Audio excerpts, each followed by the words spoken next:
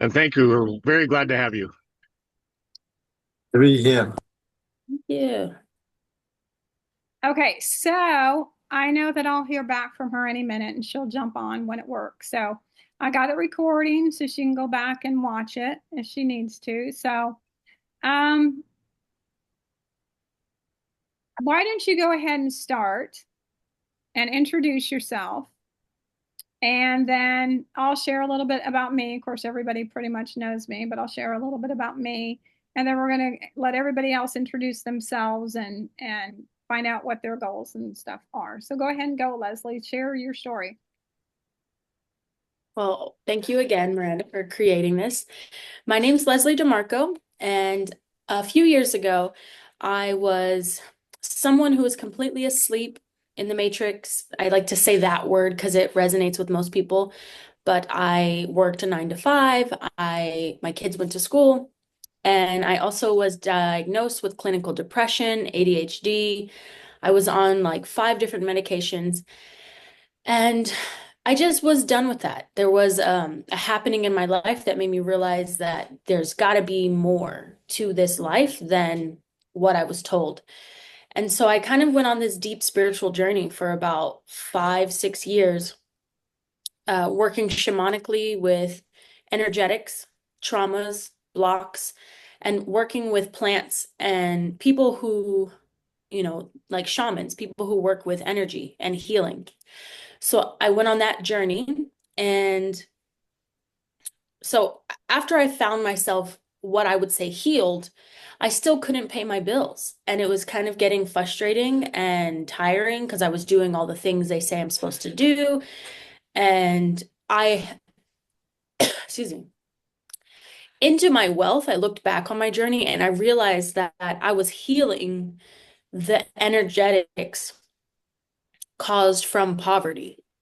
And so when people are poor, they're bored.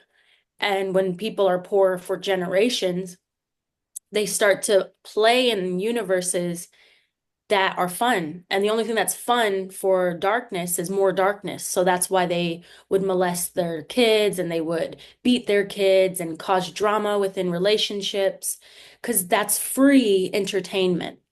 So I was able to kind of reflect on that later. So I got to heal through that. And then I asked the universe, like, well, what else is there? How can I pay my bills? And I was given universally Bob Proctor as my mentor. And his free YouTube videos on YouTube were just so profound to me because he was teaching the same things I learned in the medicines, in the plants and shamanically healing, but he had less like spiritual words for it. He was basically just explaining what I already understood, but he was explaining it from like a regular human's experience, like the power of the mind. When you're in a bad mood, more things come to you in that way. I really had no idea about law of attraction or any universal law. But so I just started listening to his free content and started listening and watching and doing some of the activities that he said. And I started seeing shifts in my life. And around that time, I started feeling like, okay, well, now I want to go deeper because he had courses and opportunities. But I didn't feel so called to buy from him for whatever reason. And that's when his student, Kathleen Cameron, came to my reality, where I saw her interview, I saw her Instagram, and I was like, this woman resonates with me a little bit more. And so she ended up, I went to her live events, her free events, and I started doing what she told me to do. And things worked out to where I got into her Wealth from Within course, which is what changed everything. I had never met anybody who had wealth and spoke about it the way I wanted to be, like, hear about it. I had heard people speak about wealth maybe from lifetimes of generation, and I really just could not fuse my consciousness to that. But I could fuse my consciousness to a mother who was once a nurse and, use these things to apply. So I got into her course and I did everything she told me to do. It was such simple things that I could see people, now that I've become a coach, I've seen people think that it's enough to just think about these activities, like journal a question or read this book, people would easily just say, that's a good idea, but not do much with that idea. So I actually did everything she told me to do. Every single journal prompt, every book to read, every activity, every consciousness shift that she told me to make, I made it. And within a week after the program was over, I actually became a millionaire overnight because I aligned myself in all the different ways. Everyone will talk to me about how, well, how do I act like a millionaire if I don't have money? Because they think that the only thing about being a millionaire is about money, and it's really not. It's everything else. It's how are you treating people in your life? How are you getting dressed in the morning? How do you talk to yourself throughout the day?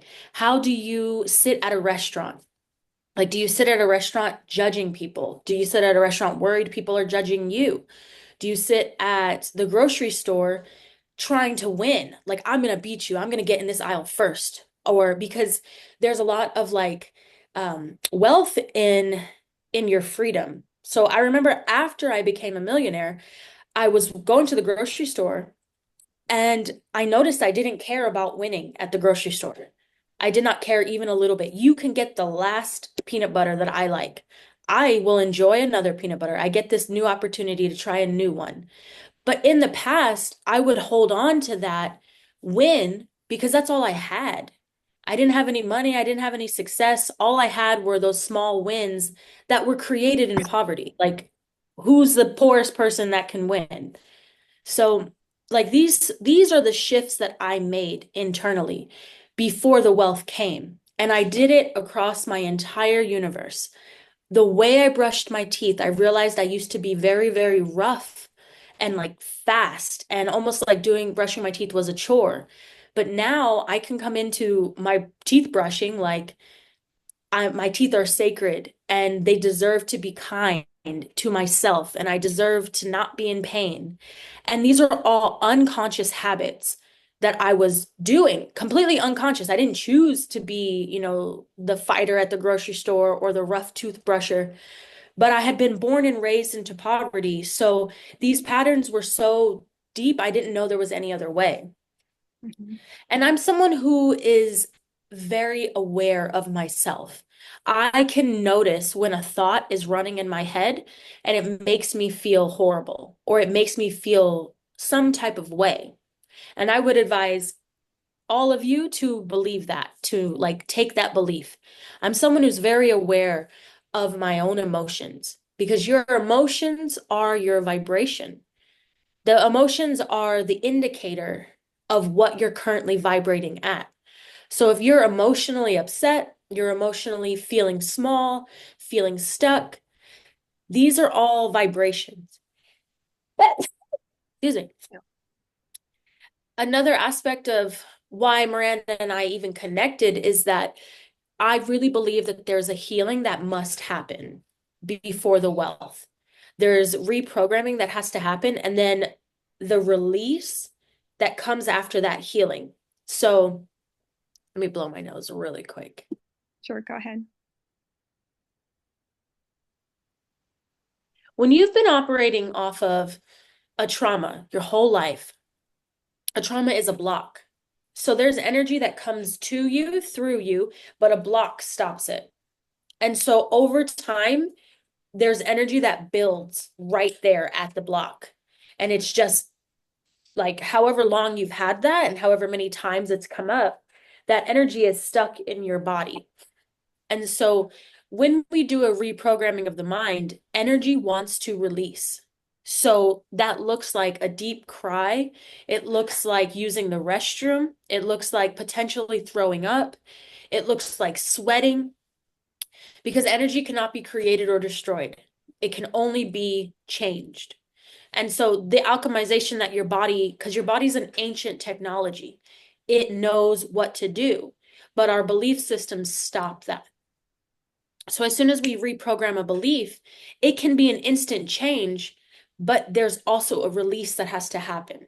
And I found if you alchemize it into gratitude or love, there's a smaller release, But if you don't release it or alchemize it into those two, which you're not able to every time, then it's a cry. That's usually the most common way to let go. And so that's why I wanted to connect with Miranda to get everyone here kind of on the same frequency of abundance and awareness, just self-awareness, so that we can uncover some beliefs that are actively running and actively causing you to not have the wealth that you want. And then Miranda's going to work with you to actually change those beliefs because there's different techniques to do that. There's different methods. And then that space is also being held for you when you need to let go, cry a little, or even when it's anger, making like guttural sounds, that's vibration. So you're alchemizing that emotion into vibration. So whatever it is that it looks for you, it's important that you have someone who knows how to hold that space for you so you don't feel crazy and you don't feel like something bigger is happening or like steps backwards. And so that's how I really believe I've been able to become a millionaire because I had the energetics of it, the spiritual understanding of healing. And all I needed were the wealth codes, the language of wealthy people, the beliefs of wealthy people, and then some actions. But my actions come from my beliefs. For example, I believe money comes and goes. Money goes and comes. So I am not even a little bit afraid of zeroing out my bank account. I pretty much zero it out every single day. And because my belief, it fills right back up every single day. So I will circulate as much and as fast as I can, and it goes down. And in the belief that I know more will come, I take action. Yes, mother. Okay, go on. My kids are here. They're going to be in and out. This is just part of my millionaire story that it just is. So, but I wouldn't recommend you being someone who zeroes out your bank account without the belief that it's going to fill back up. Because if your belief is that this is all I've got until next paycheck, it won't, your universe is going to work with what you believe. Sometimes there's those miracles that come in and they kind of like slide in, you get that extra income. But we really have to understand this is a universal law of rhythm, that everything goes up and down and up and down. So the Hindus believe however high you go is how low you have to go. But I like to look at it backwards. However low you go is how high you have to go now. So when you're having a low, when you have $0 in your bank account, even negative, if you're feeling like everything is just not working out for you, that feels like a low. But that's amazing. Now we can reframe it and understand as low as you just went is as high as you're about to go. And reframing that opens the possibility for that to happen. If you don't have that belief set, it could take a little bit longer to get back up there. So you're just kind of cycling in this low energetics. And that's what we want to kind of do a general overview of this masterclass of the generals of things. And then we can get into more specifics as it comes up and as it makes more sense for the teaching to land in you. I feel like that's what I'd love to express right now as my introduction. And thank you, Miranda, for letting me come on and helping people out. Thank you. Okay. All right, cool. Thank you, Leslie. Okay, so as many of you know, I'm a level 4 eutaptics practitioner. So I help people. Yeah, I've worked on every one of you guys. So I go in, I help find the gunk that's in there, and we help transform it. Stuart, is it okay if I share your story real quick from the other? Yes. Yes, please Okay. do. Okay, so it was totally amazing. I've had this thing. So part of what we do, Leslie, is we use NLP is one of the tools that I have in my toolkit. And I've always believed for quite a while now because I had been through so much trauma. when I started working on people, I would do my best to change it to something fun that actually feels good, like a cartoon character or something that felt so much lighter than, of course, we let go of a lot of the emotions around the trauma and we shift and we change it and getting it to as light as we can. And last time I had worked on Stuart, I wasn't quite in that space, but I offered to do a session on him the other day. And he's been, what have you been diagnosed with?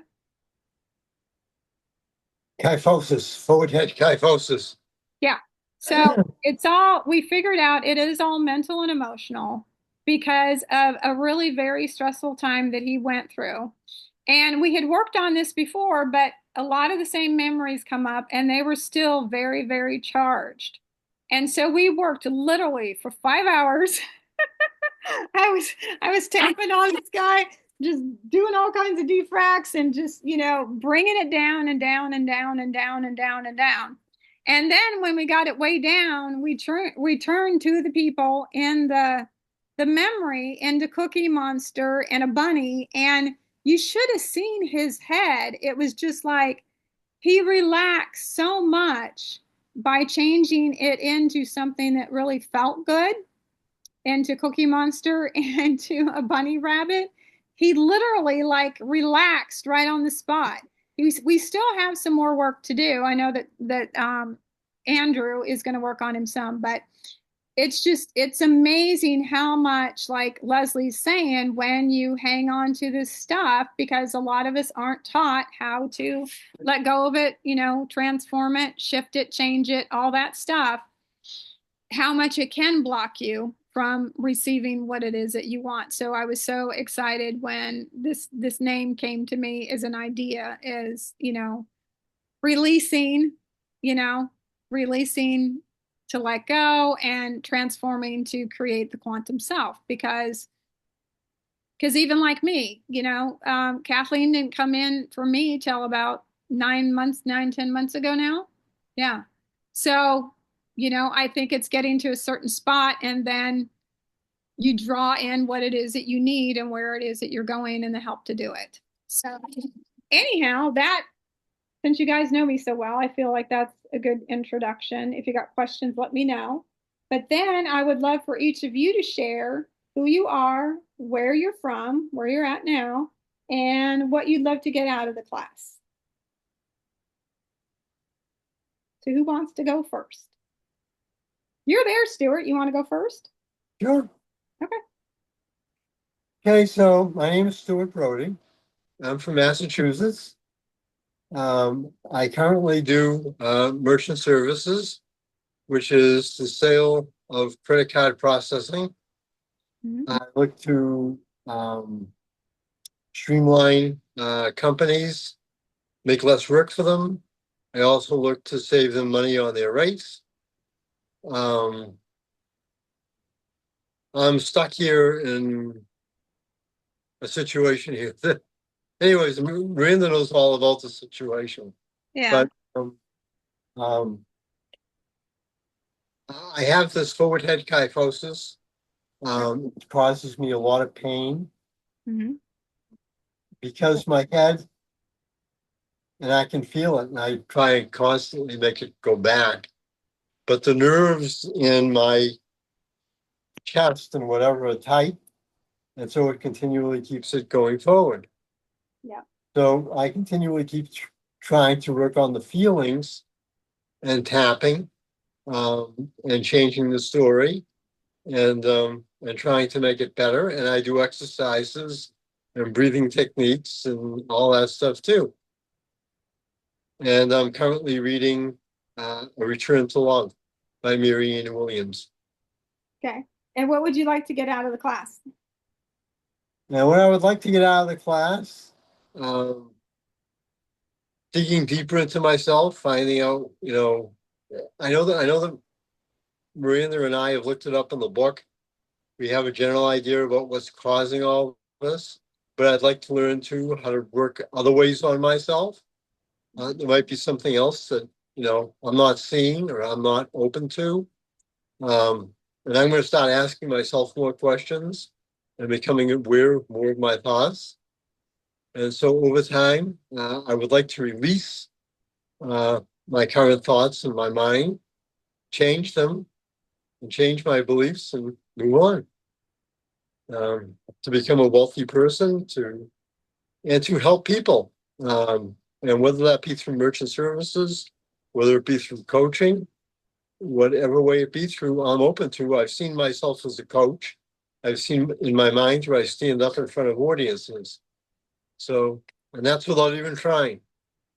I don't even have that even programmed into my mind. But somehow, whenever I close my eyes, that's the image that comes up. Okay, awesome. Thanks for sharing, Stuart.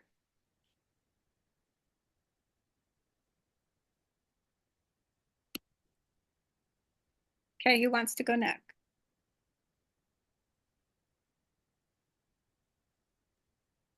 I can go, Miranda. Okay, go ahead. Okay. I am 45. I'm married. I have 7 kids. 6 are still at home. My oldest is married, living in another state. I have been working on changing my programs for longer than I can remember, at least 10 years. And probably about 8 years ago, I found Fast EFT. I bought level 1 and I was totally overwhelmed with emotions and trauma. It took me absolutely forever to get through level 1 because I had just stuffed emotions. And so I am working on healing myself. And one of my motivations is breaking the generational trauma that I'm passing on to my kids. So I want to pass on blessing to them. One thing, or what I'd like to get out of the course is how can I think differently? I have lived thrifty, I call it thrifty. Um, we've lived poor forever. I mean, we say we're poor, but there's money in the bank account. I mean, there's lots of money in the bank account, you know. It just all depends on who you compare it with. So I just don't know how to think differently. I don't know what thoughts to think. I don't know where to put my mind. You know, for me, like, it's better to spend $1 on a cucumber than $2 on a cucumber. I mean, to me, it's like I just don't know how to I just don't know how to think. So anyway, that's why I'm here. I need new thoughts. And I know I still have trauma to work on. I mean, I listened, Leslie, to your interview. Kathleen interviewed you. You know, some stuff came up there, but yeah, I just have programs and thoughts I need to change. Like, if you get everything you want, you'll be spoiled. You know, that kind of thing. So I know I still have stuff. So I am here to continue healing and to grow and be different. And where are you at? I'm in Washington State. Thank you. Yeah. That's cool. I'm also in Washington State, and I can go next to, uh, I'm Andrew Copa, Washington State. I'm a dog and cat dad. I have 6 4-legged children, and uh, I I really want to bring in more money. I want to bring in money for bills, money for vacations, money for everything I want to do. And I have some, as a man, I hold my shoulder a lot, but it kind of moves around between my head, my neck, my heart. But generally it ends up in my shoulder, and I just want to work on clearing that out and transforming myself into a money magnet. Okay, awesome. And you've been a teacher, right? You've been a teacher. Yes, I'm an educator, and I'm getting the summer off, and so I get to focus on all of my stuff. Thank you.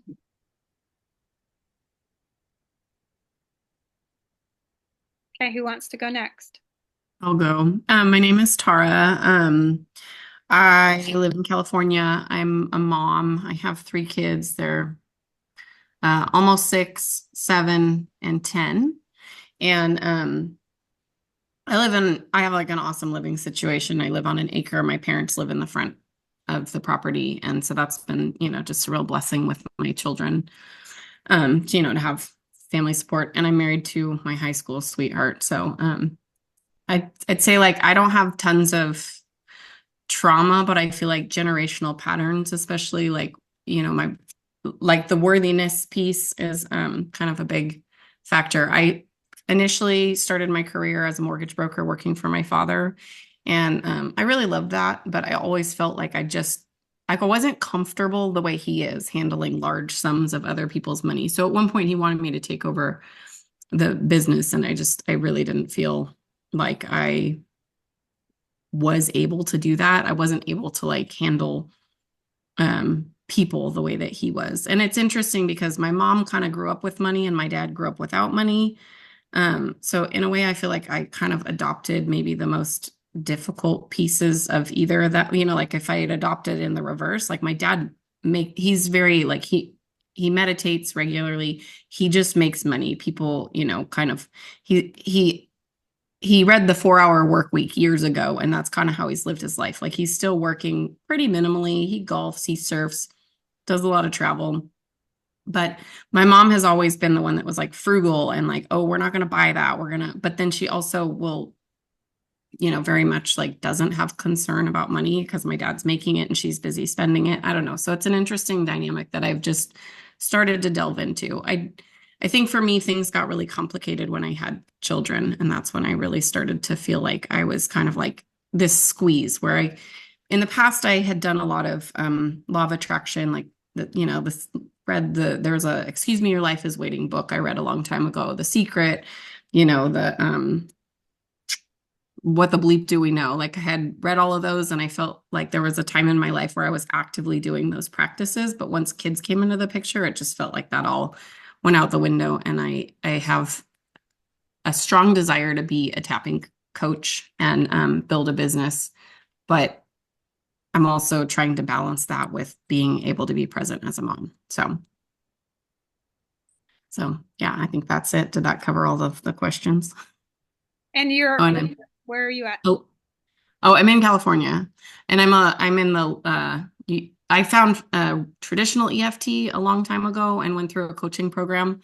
And then maybe around October, I found Robert on YouTube and started watching his videos and started realizing that I just, the faster EFT Utaptics system is quicker. And, so I just signed up for that in mid-April and I'm really enjoying learning about it. So. Sarah, what would you like to get out of the mastermind or the mastermind? Well, I guess that's so recently we did a big remodel in our house and then I had a mold issue and then I've just really felt this like financial squeeze since trying to, and then, there's like, I think the house is a big expense and I've been not making money. I've been home with the kids and we do like a hybrid homeschool and I love that piece, but I feel like I have this desire to contribute or to, invest our money in some other way or, bring in more so that we have, because I feel like we're comfortable, we can afford the food we want, but we don't have extra to like do big vacations or, things that, so the financial piece has kind of come up recently for me as like, okay, I need to really address my limiting beliefs around money because they're there and I can feel them. And so, yeah, I guess just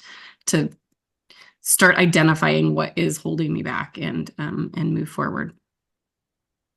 So.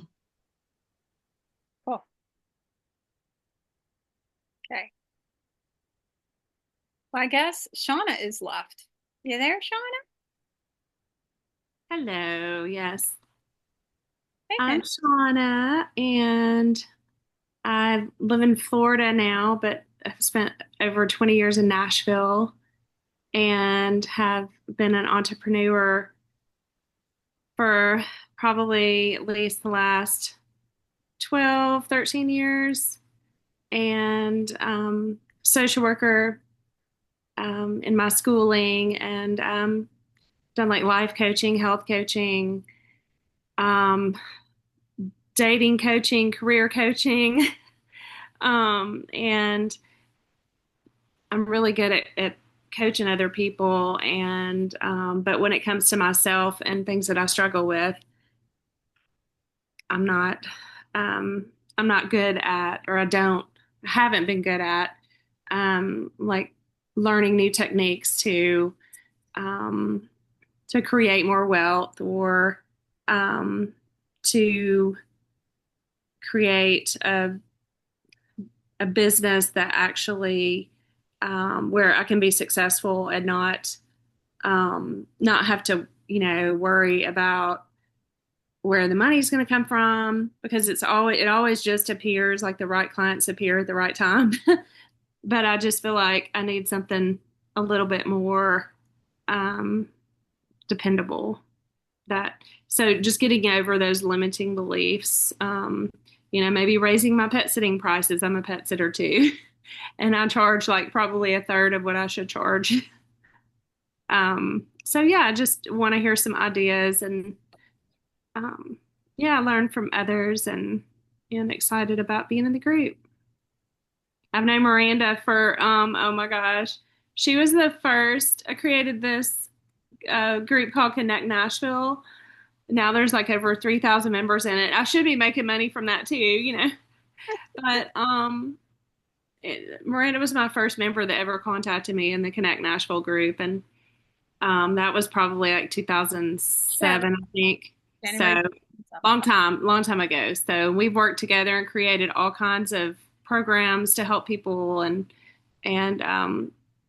just made up events out of the blue, and had really successful things going on over, in Nashville and Music Row. And so I always know whatever I put my mind to, I can do it and make it happen. But sometimes I need other people to help me.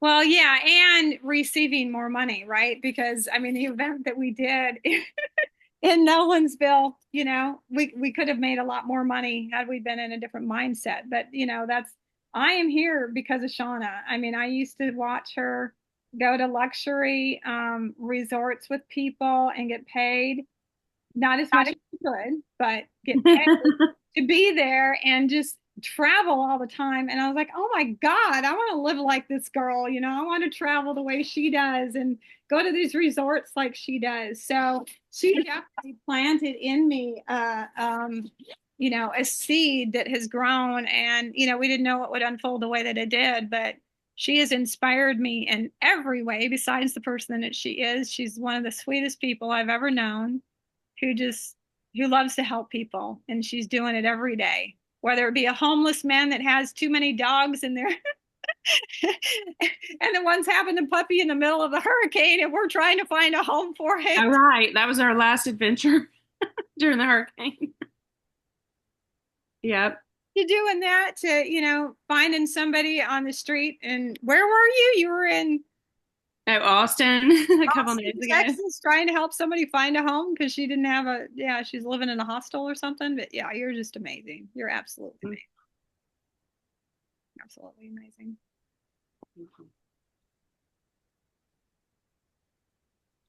So yeah, just looking forward to learning from y'all. I love your story, Leslie. Very inspiring. And I just got over, cancer all naturally. I decided not to do the traditional cancer treatments, and I just was like, I'll do something different, and I'll figure it out. I won't do the traditional chemo radiation route and surgery and all that. So yeah, yeah. Any tips? I didn't get to ask you that, Leslie. So any tips that you got towards that? It was level 4, but That was what, a year and a half ago when you got diagnosed, and you've been living this whole time, and they gave you a few months? Almost 2.5 now. 2.5. Wow. Yeah. Yeah, so I really want to create. So I've created a foundation. I've created products to raise awareness for doing cancer differently and some things like that. So I'm really just on that jump off piece where I'm making a documentary about my story. Yeah. Yeah. So You've been yeah, I'm doing at that jumping off stage now, Mm-hmm. Yeah. getting out of the boat. Yeah. Thanks. And then I want to take it back to you, Leslie, now that we've got to share and just see what you have to say, see what you have to share. And yeah. Yeah. So, like, understanding about at least your beliefs and how they are controlling your universe. So that's amazing. To not have to teach somebody that is awesome. So your beliefs control everything. I wanted to share a couple of different things because, first of all, I want to say what I'm going to say may not be the answer that you think I should say. But the reason why you're not getting the results is because you're thinking from a space, from your vibration. And everything that you've been told before is clearly it's not working. So I really suggest you have three options with everything that I have to say. One is accept it and just like accept it. Do everything I say. Don't even think about it. Just do what I'm saying. The second is reject it and say, she doesn't know what she's talking about. This is not going to work for me. That's her story, not mine. But the third one is to entertain it. You don't have to accept it or reject it. Just entertain. What would life look like if what she's saying were true for me? And there, you're going to have to actually ask yourself that question and then actually answer that question. So that's why journaling is really important, because a lot of people will just ask the question and like get one little sentence and not go any deeper than that. But when you journal, you get to really open deeper. So if you know how to ask yourself a question in the mind and go really deep, which I don't even know how to do that because the mind is so mysterious. You think you're answering the question, but the thought train has now changed to what you're going to have for dinner or what is you're currently looking at. So journaling questions really help illuminate. But that's what I want to suggest. If something I'm saying triggers you, yes, that's almost the point. We want it to bother you because it's meeting a dark or a block. It's meeting something right there. So entertain what I'm saying. And then after entertaining it, then you can reject or accept. You don't immediately have to do either of those two. Then the next thing I wanted to do was there were 1, 2, 3, 4, 5, 6, 7 books that I read that honestly changed my life. And so I focused everything on this journey on money. Every thought that came up, I related it to money. Every event that came up, I related it to money for my 6-month period. So that is what I would suggest doing. So all of these books are about, no, there's 2 of them that are not about money, but they do talk about money.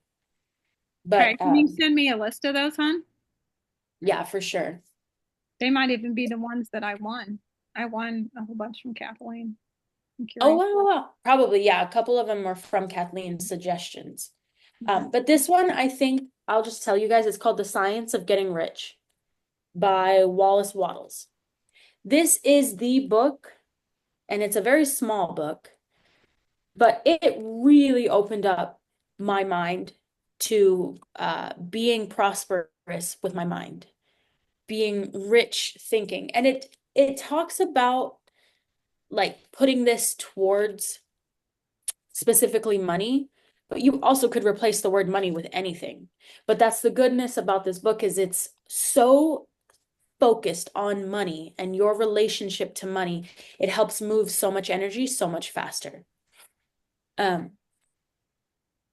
Then another thing, like everything that I'm doing is kind of like housekeeping, just getting you like readied for what I have to say. If you feel like you could be more prosperous, or you feel stuck, I suggest the first thing that you do is clean your house out. Get rid of things, not just clean. We do want you to clean, but there are things that you don't even see anymore.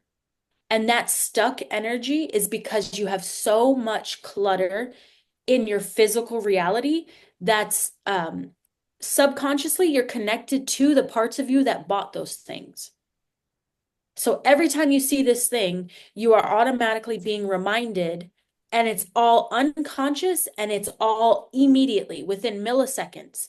You see this thing, it could be a poster on the wall you put up there 10 years ago. It could be a towel that's been on this chair for 10 weeks. There are versions of yourself that put those things up, that bought those things. And though that version of yourself could have been in a very worse situation than you're currently in, or they could have felt like the victim. They could have identified with the artist on that poster, but that artist, like the you that liked that, was suffering in some way.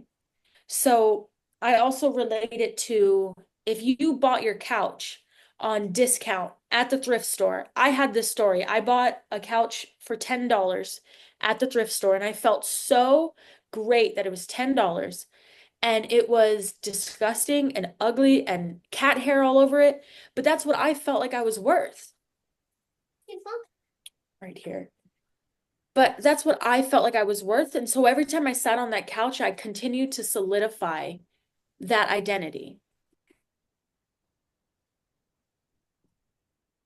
This is good.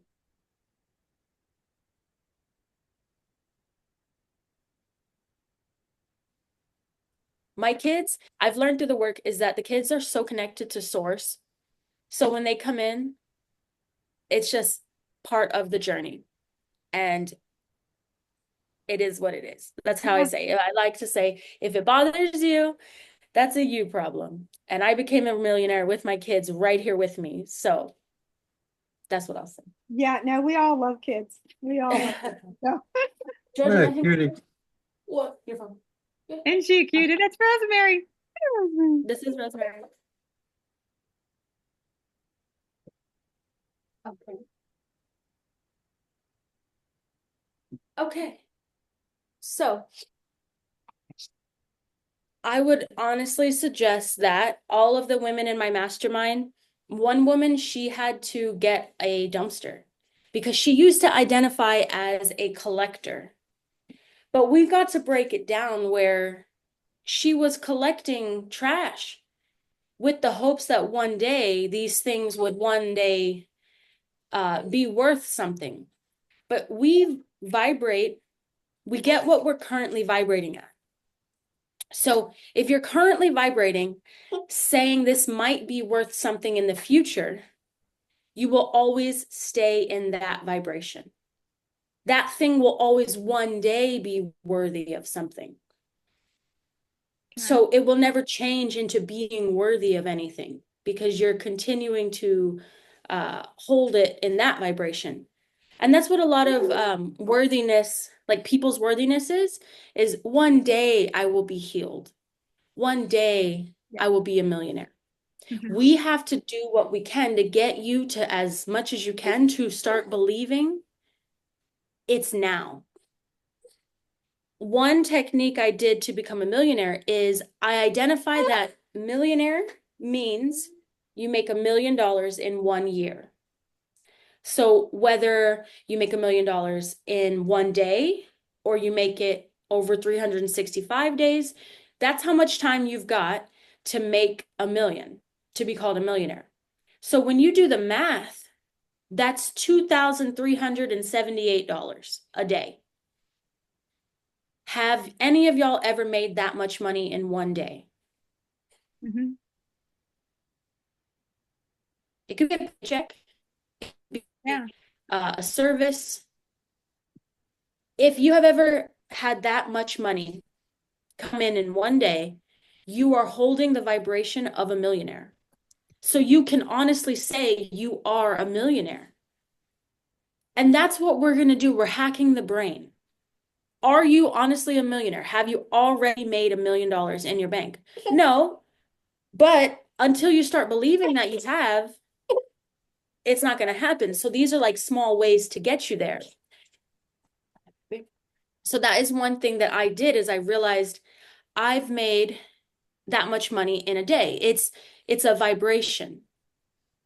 So if your spouse has ever made money, that much money in one day, that's also the same. That's like you guys are working together. So that you can already just say you're a millionaire and then you start saying it more and more. And then the brain, your physical reality is going to show you what you're thinking the most.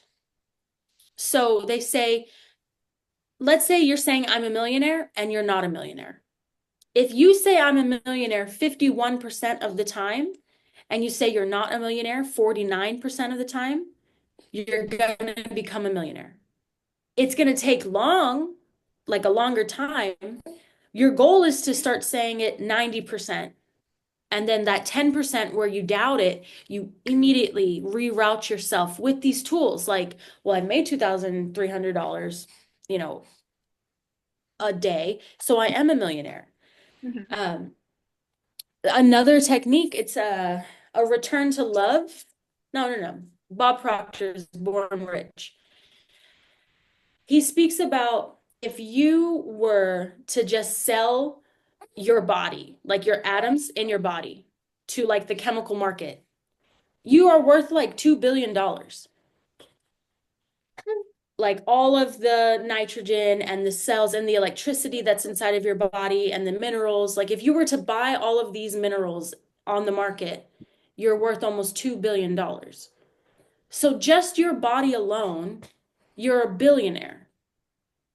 And like you can just hack the brain and just realize that is the vibration that's inside of me right now. So when you're doubting these things, like when you're like, well, I have no clients, I don't have this or that, that you have to use these little techniques to immediately reroute the thought. We have to instantly change the direction of the thought. What our goal is to become aware of when we are feeling like we've kind of plummeted vibrationally. So when you speak about yourself, how did you feel about expressing to the group of who you are and what you want to get out of the the master course? That's why I typed up what you all did. I wanted to like make y'all aware and myself to know y'all what vibration you're in. So I wanted to talk to Stuart. You said that you wanted to be a public speaker without even trying. If you see that vision, that is meant for you. Like 100%, that one's for you. So all you have to do is believe that and start doing any little thing you can to be a public speaker. Any little thing that it looks like. What would a public speaker, how does he get dressed in the morning? How does he eat? What do his meals look like? How does he act at the coffee shop?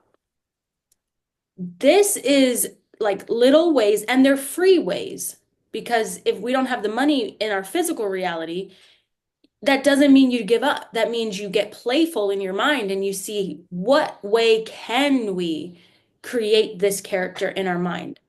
I'm so open to being playful with my mind.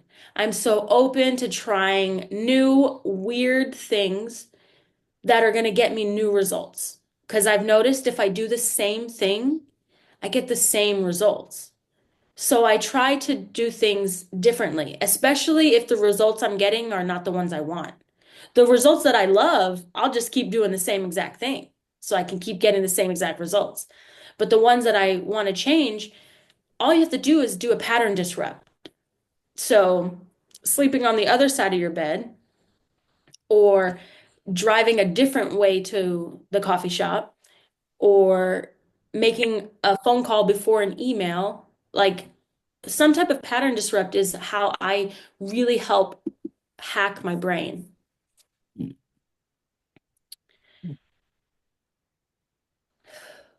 I would love Alicia. Could I talk to you? And you have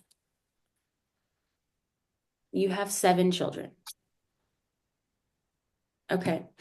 So you've been working on your programs for longer than you can remember, and you want to pass on freedom to your kids instead of the traumas. And you want to know what to think, like what thoughts are wealthy. That's exactly where I was. I felt like I had been going through this healing for so long, but after the wealth, I realized that is what the problem was, is that there was nobody in my reality who was willing to talk to me about money from a wealthy perspective. And so for me, I would suggest for you the best thing is to create your dream life. Do you know what you want? So a lot of the times, like we'll get stuck in seeing the same thing over and over, our own reality, our current reality, and that's going to keep feeding your feelings, which feed your thought, and then your thoughts feed your reality, then that feeds your feelings. So you're just all in that loop. The best thing that I ever was told, especially in your spot, was, well, what do you want out of life instead? And I never would have thought that. I never would have ever thought about what I want. I just thought, what's the best I can make of this situation right now? And that is a huge technique that we will have to utilize, is making the best and harvesting the good out of everything. But you have to have the vision of your good life first. What is like the best way I do it is I tell people, what's your monthly expenses for the best life you could ever want, ever, ever. And everybody, I would say, do this as well, is if you had $10 million, like an unlimited amount of money, whatever the miracle is that came, what would your monthly income or your monthly outcome, your expenses be? So if you live in a mansion, uh, what's the insurance on the house? If you have a pool, what's the pool keeper? If you have a nanny, how much does she cost?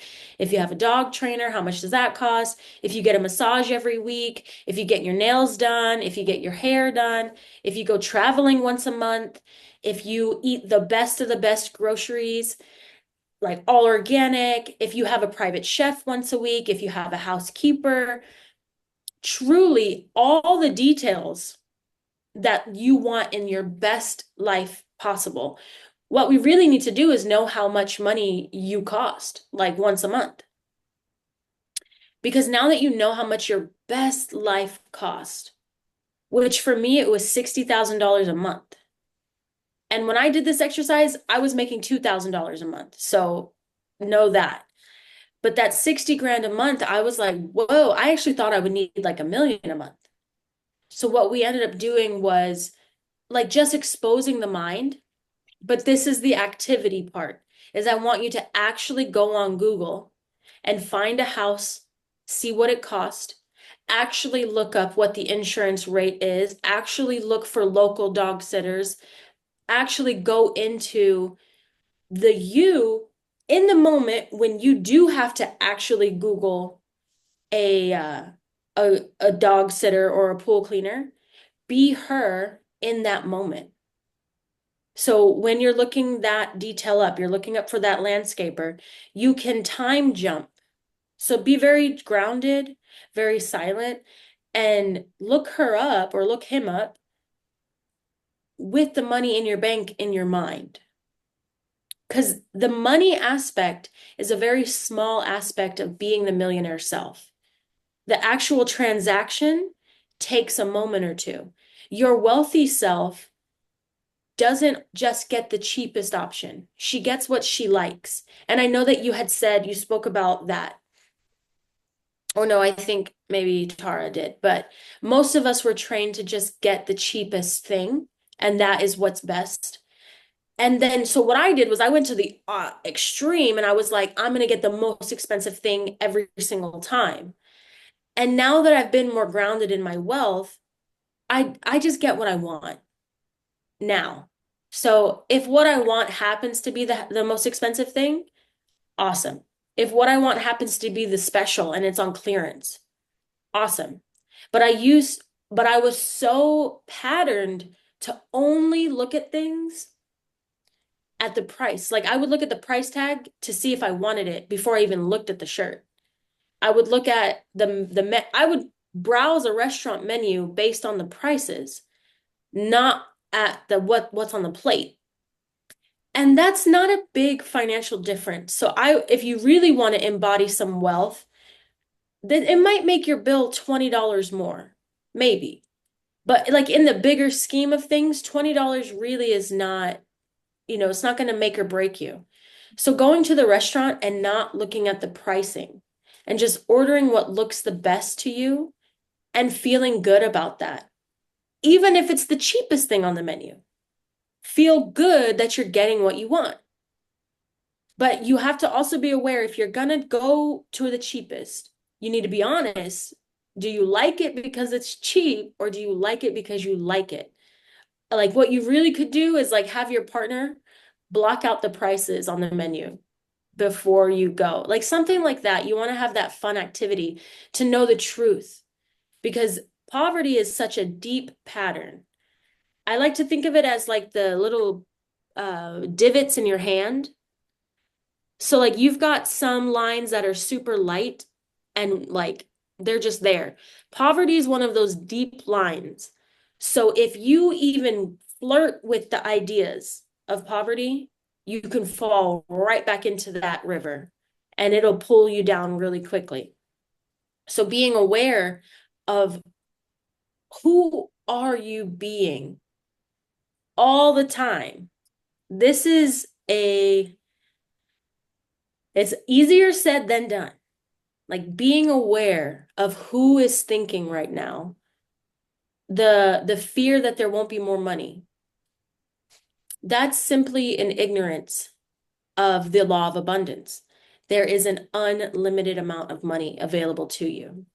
Water and money are very similar in energetics.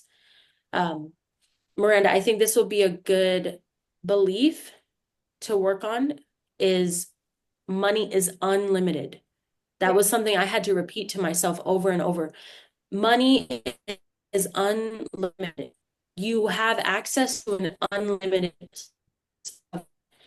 The way that I had to really reprogram myself with this was I went to a local spring in my city, and this spring is springing water all the time. Water's just coming out of it 100% of the time. Most of us have no true concept of unlimited. Like what, just whoever, anybody unmute yourself. What you've had access to? Say that again. What is something any of us have had access to that is unlimited? Water. Yeah. Water. Absolutely. Your faucet? Grass, Mhm. everything Yes. in nature. Air. Yeah. Air. Absolutely. Oh, yes. Yeah. Nature is the best. That's why it's worked so well for me. Is I've gone to nature. So you have unlimited access to air. You never wonder, is there going to be enough air? And you never wonder, is this my last breath? You never wonder, oh my God, I don't have any more water. You just get up and go get more water from your faucet. Mhm. Or you can just get up and go get more water from a spring. That's really, really unlimited. Like it's free. You just go grab some water. So as humans, we have the ability to transfer beliefs. So this will happen a lot with women and men who leave relationships and then they get in a new one really quickly. You can transfer all of your beliefs about this other person into this new person. I don't know if anyone's ever experienced that, but not just partnerships, but also friendships where you can like almost immediately feel like deep friends with a new person because you're transferring this energy to another thing. Humans can do the same thing. You can transfer your feeling about water onto money. And you have to just do it consciously. Every time you feel that money is scarce, water is unlimited. Water is unlimited. Money is unlimited. Start to open up to you. You don't fix it or like a paycheck type thing. This opens up bonuses for you. This opens up like, that random inheritance or some crazy check. But if you are someone who provides a service, this opens this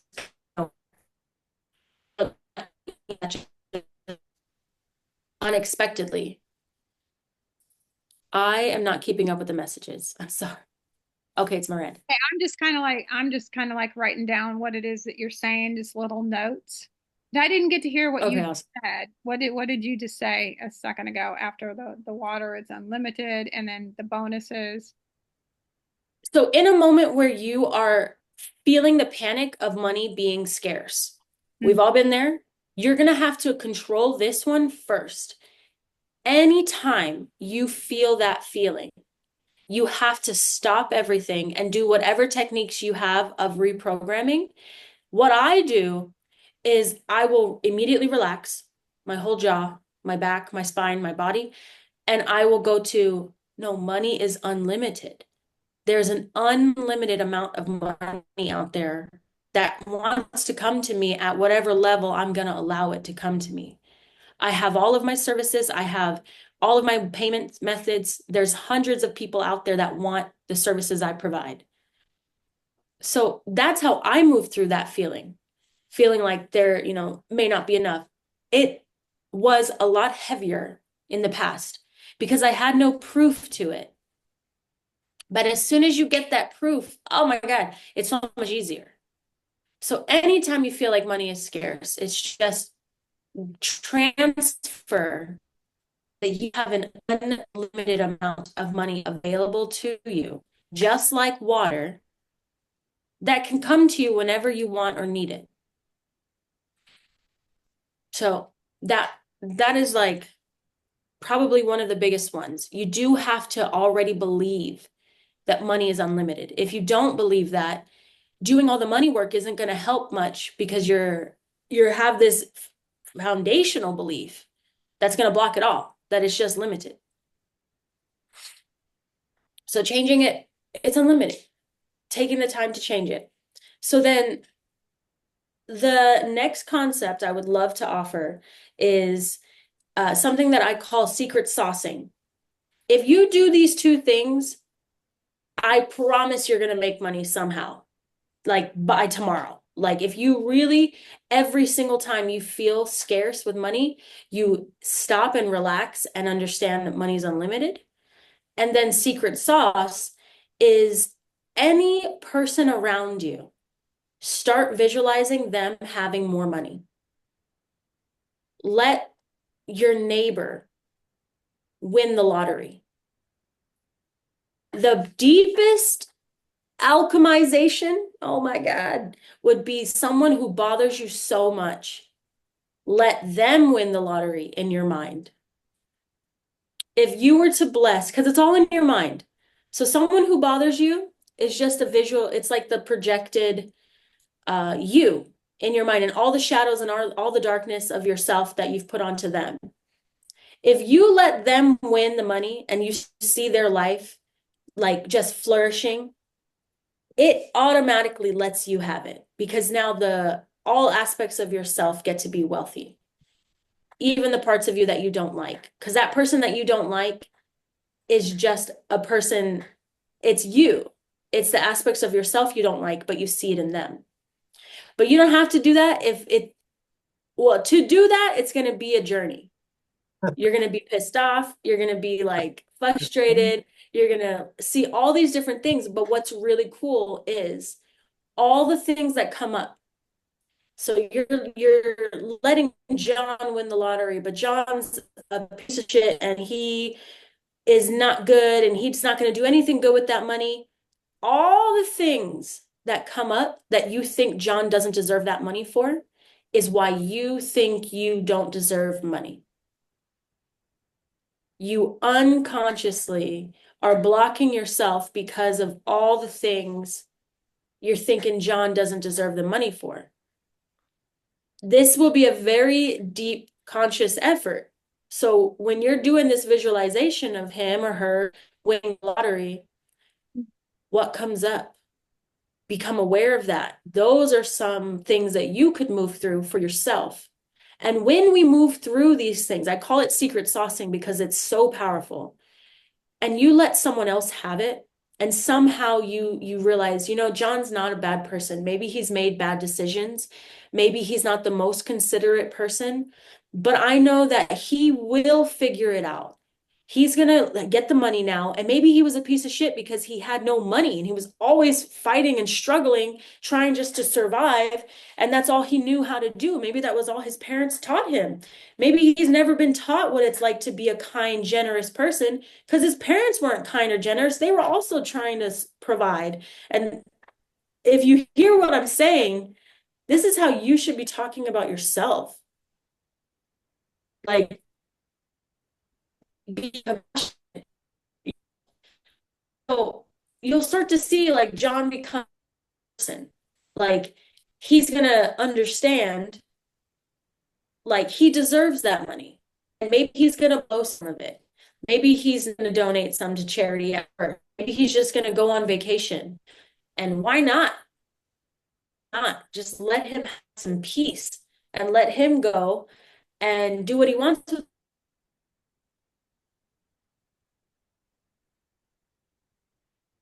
Yeah, that's awesome. You froze. She'll come back.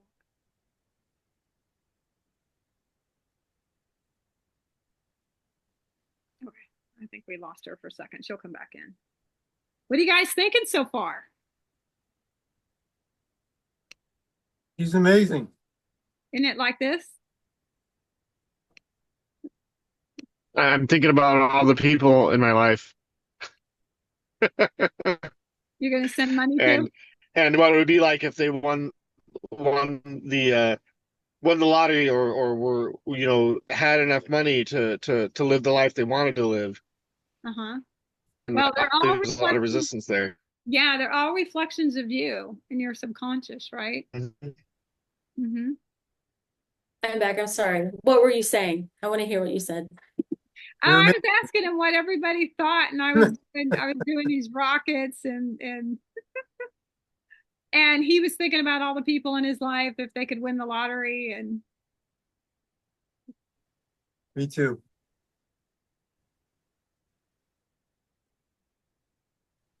Bless people that you like the lottery, or bless people that you like with goodness that you desire. But you're all goodness. So looking at the people that you don't like or who bother you really helps show you some more about yourself.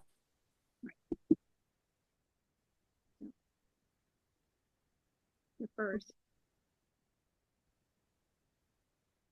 Mm, My internet's not the best here, so it kind of goes in and out. But I'm open to any questions if anybody has anything.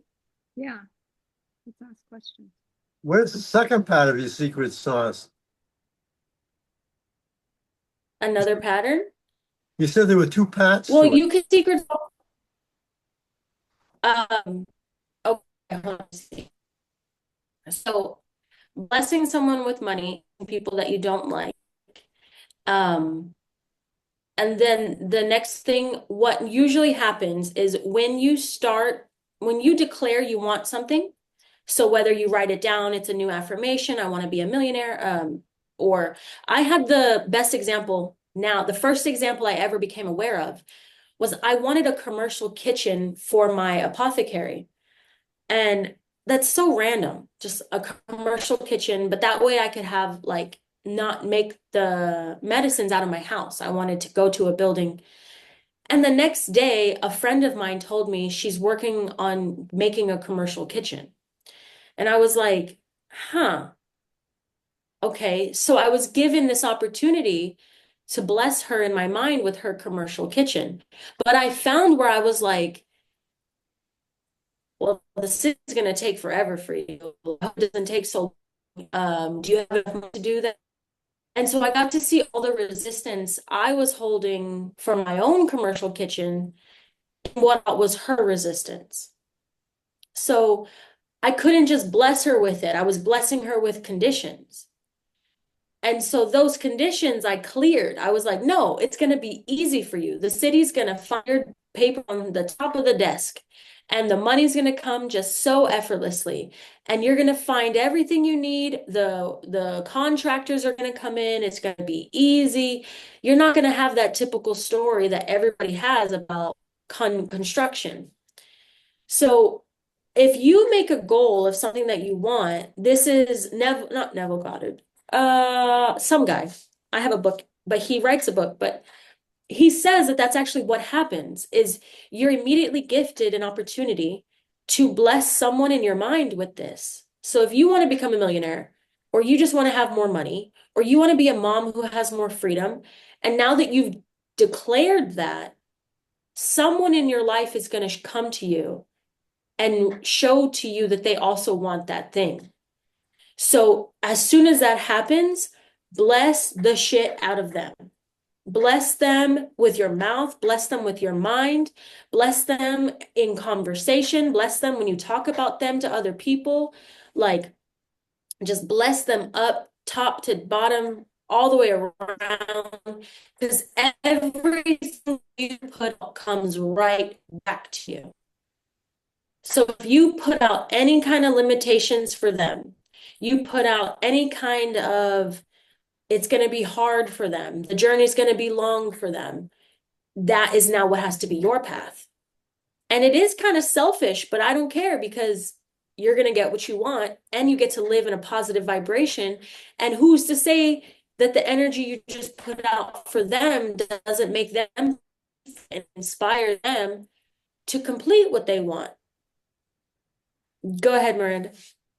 Well, I just thought it was so funny that you're talking about this because I was just talking to Alicia earlier.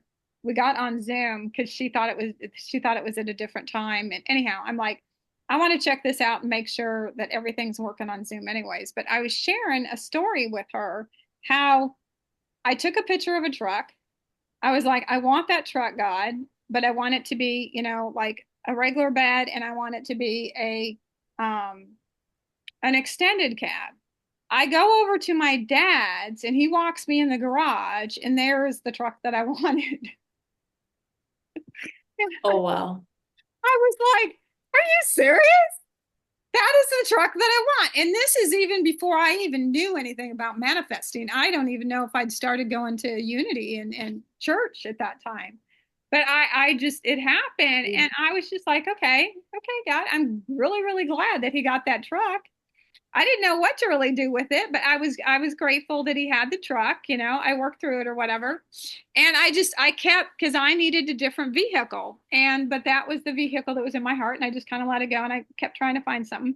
Well, I don't know, a few months went by or whatever, because by then I had a grandson and we had these two small trucks. But anyhow, so my dad has a heart attack, is in a coma for 3 days for us to say goodbye to him. And like a week or two later, I have an appointment to go over and take a picture of the Chevy truck and the Ford truck. And I called his wife at the time and said, I really want that Chevy truck. And she was like, I can't give it to you. I could sell it to you maybe for a little blue book. And I said, absolutely. The loan went through. I had my dad's, I mean, I never could have figured out. I mean, that truck after, because Ryan passed not long after that, and I had that truck. It moved me to Montana. It moved me here. It moved me all kinds of places. I mean, I couldn't have figured it out better. And I was hoping. So I walked into my neighbor's apartment a couple weeks ago, and she has a lot of the same furniture that I want. And I didn't even think about that until today, just a minute ago when you were saying it. I was like, well, that's interesting that she's got a lot of the things that I want, and I didn't know what to do with it there again. And that's what I need to do is just kind of bless that and just know that it's all working out, right? It's all working out. Because I thought, Yeah, God. if you are feeling that backwards, where it's like the person already has what you want, then you get to observe how you feel about that person. Because if you feel jealous or Yes. you feel like they don't deserve it, or like some type of something, just become aware of it and immediately bless them. Like Right. these are patterns of poverty, like jealousy Yeah. and frustration and envy. These things don't have to exist. In the universe, it's so unlimited. There's more than enough. The universal law of supply states that you could never take more than your own share. Right. You could never deplete any resource. You could never deplete anything. We could all try. But this is the mystical aspect of the universe, is that the universe is bigger than we really have any comprehension of. So you get to sit in your limitations. So if you think that this person doesn't deserve it, you don't deserve it. But if everybody in your life deserves wealth and happiness and abundance and prosperity, so do you. You'll learn that your interactions with other humans are just a mirror. They're all a mirror for you to understand yourself better. Right. And it's easy to look at the mirror of light, but the other mirror, it's called the smoky mirror. It's a little harder to look at, but it's possible to do it. And that's where you're actually going to find those blocks, those things that are holding you back. Absolutely. Yeah, absolutely. We were talking about that earlier, how as I've done this work, and I know I'm sure you feel the same way, and some of you that's been doing it for a while, you attract different parts of people compared to what you used to. Uh-huh, absolutely. Yeah. Yeah, absolutely. Okay. Okay. Any other questions, you guys? Well,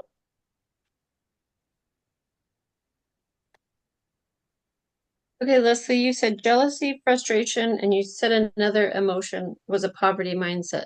Jealousy, frustration, and envy. envy. Yeah, your whole thing about blessing and like speaking to people, speaking about someone and how you speak. I mean, I've just had this in my head for the last weeks of just knowing that was the program that I heard was, when you went to dinner, you talked about people and it wasn't blessing. It was like, oh, I can't believe they did this. Yeah. I can't believe they did that. And I'm just, yeah, Mm-hmm.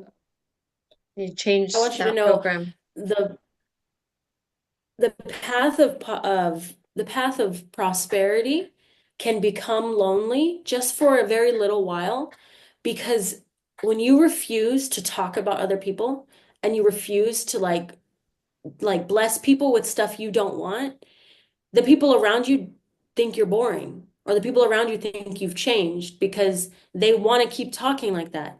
And if you say anything to them, it kind of bothers them because nobody's ever told them they shouldn't do that.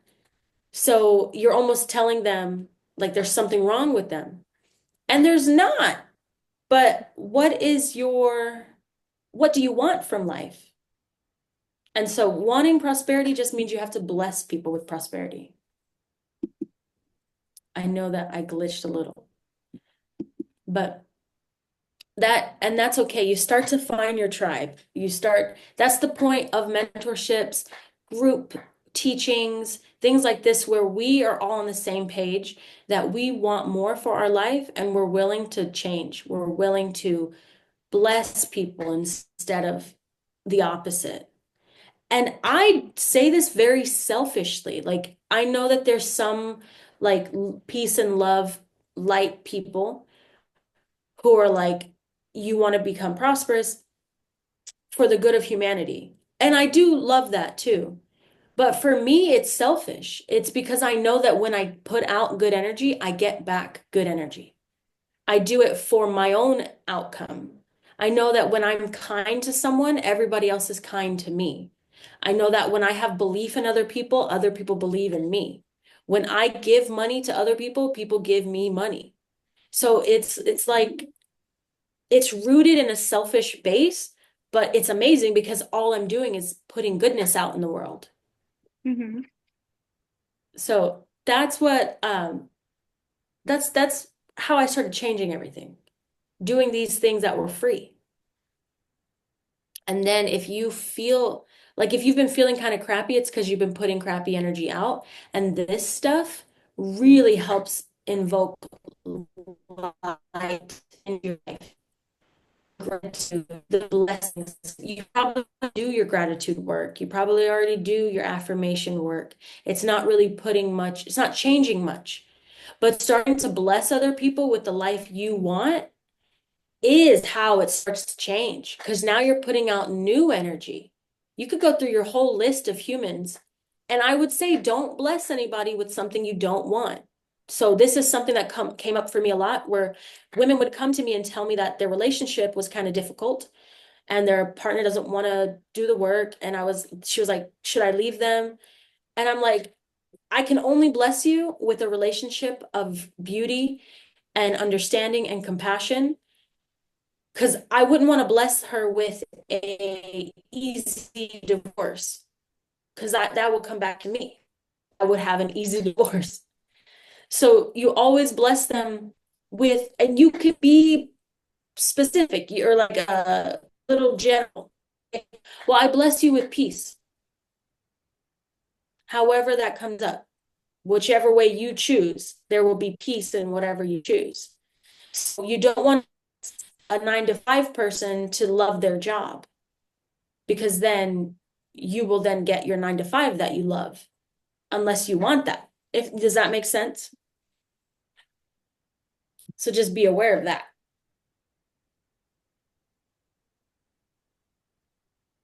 Does anyone else have any other questions? I have a question. You talked about that in between where it could be a little bit lonely when you're changing and shifting your mindset. Did you have to make any drastic changes in your life? Yeah, Or was it sort for of sure. natural? No, I had to let people out of my life because I couldn't handle it anymore. I couldn't, like, I had to end friendships and I had to do it kind of abruptly. And I would say, I love you very much. I thank you for all that we've had, but I no longer want to be your friend. And of course, it wasn't met with joy and on all that, but I tried to change them with me. And you cannot do that as much as you want.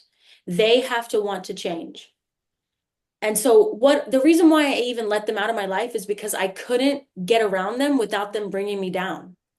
Because they would get me to talk about them. They would get me to talk about people. They would get me to feel poor. They would get me to talk about how everything's so expensive. And I couldn't figure out a way not to. Because when I would try to change the subject, they weren't interested in what I was interested in anymore. They weren't interested in the law of attraction. They weren't interested in getting rich or being of service to humanity. So we were not in resonance anymore. It was like forcing, like if you knew you had met this person today, you guys wouldn't have even met each other. You guys wouldn't have connected, you wouldn't have anything in common to talk about. So that's really what begins to happen. And you can be just abrupt like me because I'm not afraid of that. Like if they're going to be bothered, it's okay, they're going to move on. Or you can find your way to like let them leave your life on their own. But those were the changes that I had to have. I had to stop going to the restaurants that made me feel rich because I was poor. So I don't go to fast food restaurants anymore. The only fast food place I go to is Chick-fil-A because there's there's just a quality there that feels like I'm being taken care of there. But like McDonald's, Burger King, Wendy's, Taco Bell, I just cannot go there because it brings me into who I was when that was expensive. Like ordering a full meal at McDonald's, like the dollar menu used to make me feel good because that was all I really had. So those patterns are strong there. So I stay away from them. So that's another aspect of changes I've had to make. If you have a pattern, which I know you do, we all do, we have patterns of places we go, movies we watch, music we listen to. If these patterns are making you fall back into an older version of yourself, cut them off. You'll be so much happier that you did. There's no there's no missing out. There's no because now all that energy we're spending in those places, you now have to find a new coffee shop, to find a new whatever, a new friend, a new thing. And in this, it will start to help solidify, just like the poster on the wall that you pass every day. This new thing will also unconsciously remind you of the new identity you're stepping into. Yeah, I actually, When I you don't, buy things for your house, as you clean and like, sorry. what did you say, Miranda? I was just saying, I don't know if it was intuitively or whatever, but I just started cleaning out all these old phone numbers of people that I'm not in touch with. I'm just like, I want new people in my life. I Oh, want new yeah. connections. I just started deleting all these phone numbers of these people that, I kept the ones that are important to me that I still connect with and so on and so forth. But I must have cleaned probably 400 phone numbers out of my phone and just let it all go. That is so smart. Like clearing, like even though it's there and you're never going to call them, it still connects you to that version of yourself that you really don't want any more connection to. And it's so subtle, but these little things add up over time to make and let go of these older versions of yourself. Mm-hmm. But this was a beautiful call for me. I'm gonna go be with the kids. Okay. Miranda, if any other questions come up, just message me and then I'll be back tomorrow. Okay. So the two activities I was saying for you to do was really work on your belief of money being unlimited and being available to you. And then secret sauce. Mm-hmm. If you have the space to secret sauce someone you don't like, great. If not, just secret sauce everybody that you do love. Same thing, the energy will come back. Someone you don't like will give you a lot of knowledge about yourself. Mm-hmm. Mm-hmm. Good. But okay, thank you all so much for your time. Thank you Thank so you. much.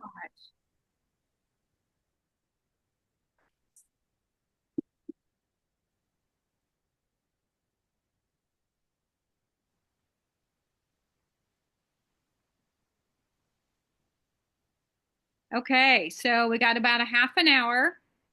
Does somebody have something they want to work on, something they want to share? Any ahas? What are you guys getting from all of this?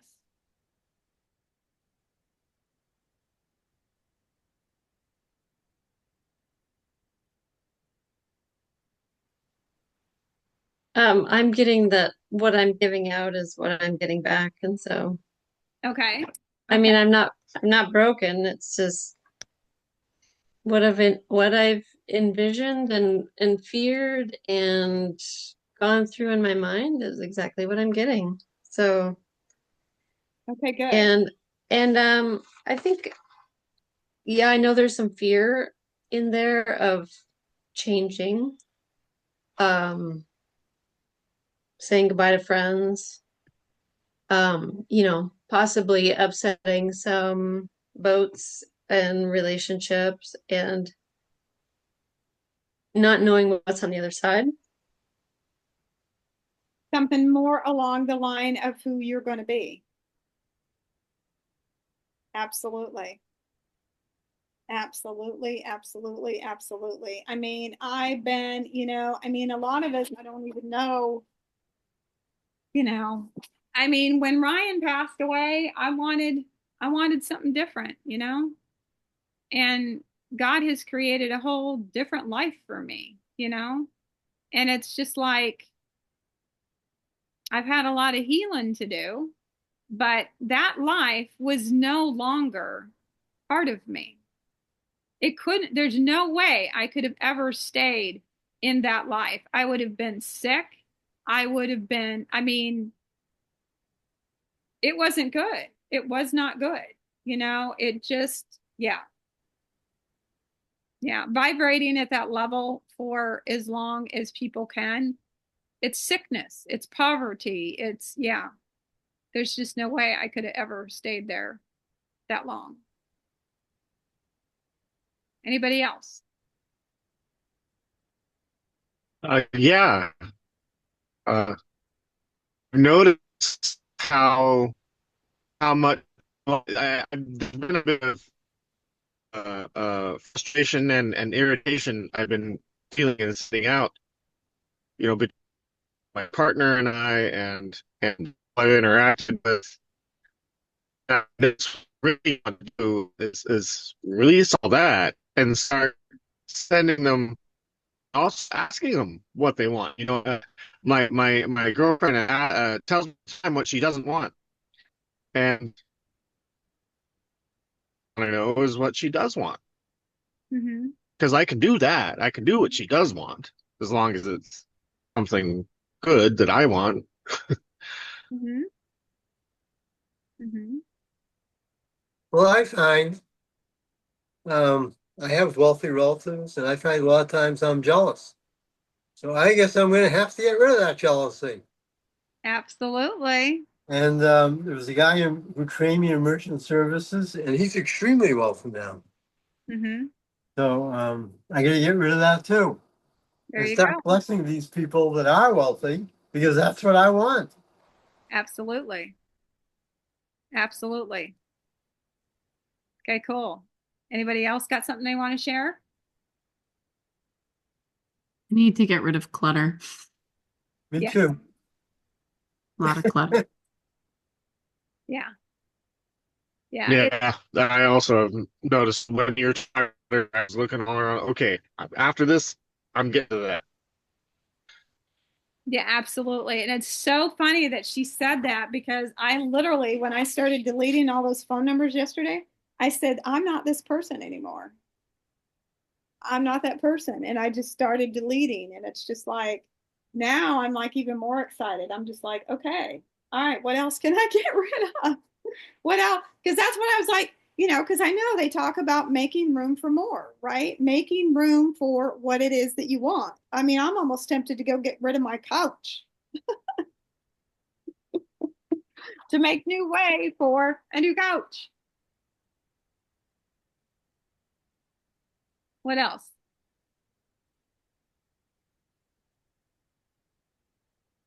I think it's interesting that decluttering thing because I've felt it for years of wanting to declutter, but it's not the program that I had. It was you got to keep stuff because you might need it later. Yes, If it's something someone gave to you or they passed away, you can't get those things back. And so there's just a lot of fear in keeping yes, stuff. So I think it's really going back to trusting yourself, what has been on my mind that I need to do, but Mm-hmm. I've just not been sure to do it. Mm-hmm. And so I didn't. And yeah, just to be radical, to want to change, even though I am afraid of the future. Mm-hmm. Well, I don't, yeah, I'm here to tell you it's splendid. It's splendid. The more and more you change, the more better it gets. I mean, it just does. It just keeps getting better. It just keeps getting better. Absolutely. So, I had a couple just things kind of come up with we have these friends in town that are the husband's from here. I went to high school with him. They're people that I've grown closer to as we've gotten older. They have daughters that are the exact same age as kind of as my two daughters. Oh, But they're staying not too far away. We invited them over for a breakfast the other day, and we opened up like they like to work out. So, and my husband has a whole gym set up, and so we said if you guys want to work out, so and they had other friends with them, another couple who doesn't have kids. And there was a point where I was going to take a sauna. I had turned on my sauna, and that was what I wanted to do for the day. And I went up to say, hi to my mom. And it just blew her mind that I had all these people over and I could go do something for myself. And it was just one of those moments where I was like, I've come a long way. Like I don't care what, we made them breakfast. We offered our house to them. Like they're out here enjoying. They don't need me to monitor their enjoyment. It's okay if I go take care of myself. And there was that. And then yesterday, everyone went to the beach and I went to play volleyball because that's what I do every Sunday. And even though they all were kind of like, oh, you're going to skip coming with us, to do something you do every week. And it was like, yes, I am, because I look forward to that every week. And if I had to choose between those two things, that's where I want to be. And I don't hold any guilt about it because my husband totally supports me. And so, yeah. Those were like some big, I just like felt other people's like judgment of me and like my decision. But I was like, yeah, that's where I'm at. And that's who I am. And that's what I want in my life. And it didn't affect me. It's like, I know they're just saying it out of love because they want me there. So. right. Absolutely. Okay, cool. Good shifts. All right, cool. Who else wants to share? Well, I guess the decluttering, just getting rid of, contacts that I'm not in touch with anymore from the past. I think this is going to motivate me to do that. I Yeah, just been because you've talking had a lot of changes. about it with my friend, and she was asking me about my storage unit because I was making my payment back in Tennessee, and I was like, yeah, I still have a whole bunch of stuff in that storage unit, and then I have a closet here in Florida. I need to really declutter and yeah, just to allow all the new stuff that's coming in. So I think Yeah, that because you're no longer that person anymore. yeah, so just That's, getting more organized and mhm. less clutter and less people. I know a couple years ago I took like 2,000 people off my Facebook. So that felt really good to just get it down to people that I really, Mhm. cared about and they were, close to me over the years or whatever. So that was great. But yeah, I think I'll just keep going in that direction and yeah. So Okay, cool, cool. And of thanks. course, let me know if you guys got something that you want to work on. She overgave today. I mean, we talked about her being, I knew it would probably be a little bit longer, but we talked about her being in here half an hour, 45 minutes. And so she just blessed us a whole bunch today. So I'm just grateful.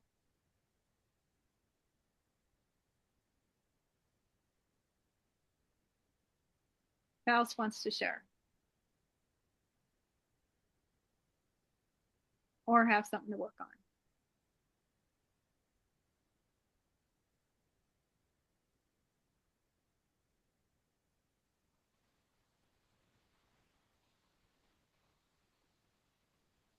Can we work on some sort of like there's for me, decluttering is something I want to do, but I just like when I look at it, I get completely overwhelmed.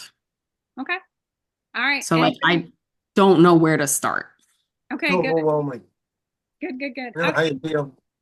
Okay, so anybody who's got something around decluttering, whatever it is, if it's fear, if it's being overwhelmed, if you don't know what to start, whatever it is about doing the decluttering, notice what it is and notice how strong you can get it. Okay. I'll give you about 2 more seconds. Get it as strong as you can. Notice how much it bothers you. Oh my God, what if it doesn't come back? What if I need it? All those thoughts, all those feelings, all those things you've been taught to hang on to everything forever. Got it? Okay. Now go ahead and tap with me. Pay attention to your fingertips tapping. I just let it go.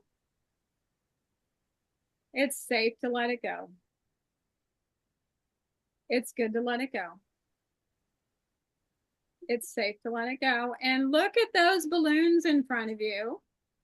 Those beautiful, beautiful balloons. Put whatever colors you want to those balloons. And what were to happen if you were to let those balloons go? They just float away, fly away, disappear up into the sky, right? I just let it go. It's safe to let it go. Okay, hug your wrist. Take a deep, deep breath. Blow it out and say peace. And then go into a good experience. Go into something that makes you feel good. A good memory, a good experience. Just go there and be there. Know how good it makes you feel.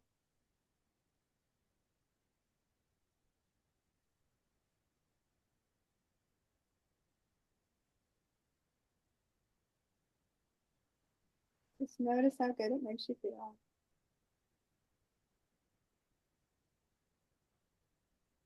And then go back to it. Notice what's there.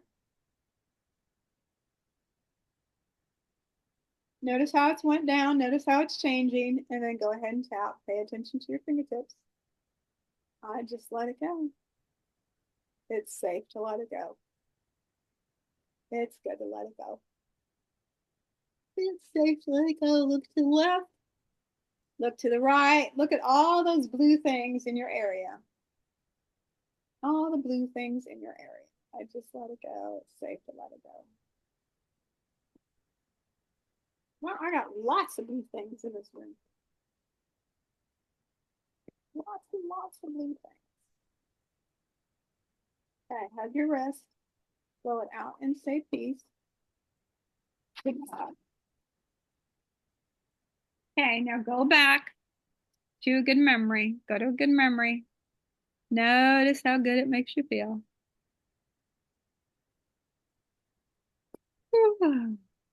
Notice how good it makes you feel.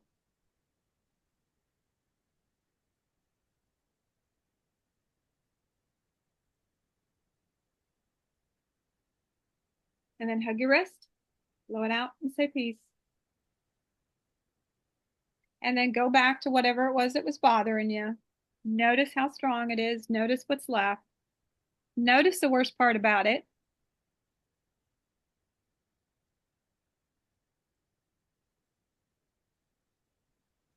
And then go ahead and tap. I just let it go. It's safe to let it go. It's good to let it go. It's safe to let it go. It's good to let it go. It's safe to let it go. It's good to let it go. It's safe to let it go. She sells seashells down by the seashore. She sells seashells down by the seashore. And I wish to wash my iris wristwatch. I wish to my iris wristwatch.